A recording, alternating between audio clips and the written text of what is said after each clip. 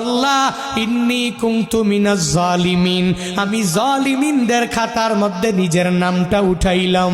দুনিয়ার কোনো ব্যক্তি এই বিপদ থেকে আমারে বাঁচাইতে পারে না, দুনিয়ার কোনো ব্যক্তি এই মুসিবত থেকে আমাকে বাঁচাইতে পারে না।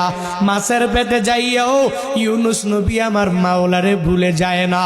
ইউনুস নবী যখন আল্লাহকে জানাইয়া দেয়, আল্লাহ লা ইলাহা ইল্লা আনতা, ও দয়ার মালিক তুমি ছাড়া কোনো ইলা নাই, তুমি ছাড়া কোনো মাবুদ নাই, তুমি ছাড়া কোনো মাসুক নাই, তুমি ছাড়া ইবাদত পাওয়ার যোগ্য দুনিয়াতে কেউ নাই।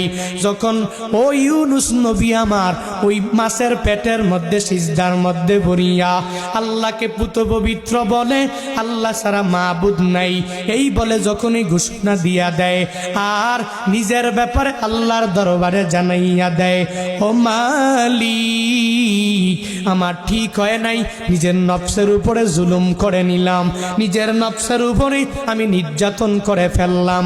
ও আল্লাহ তুমি আমারে বড় একটা জনপদের মধ্যে পাঠাইলা, ওই জনপদের মধ্যে আমি এদেরকে ঈমানের দাওয়াত দিয়া দিলাম, কিন্তু এরা মানে না।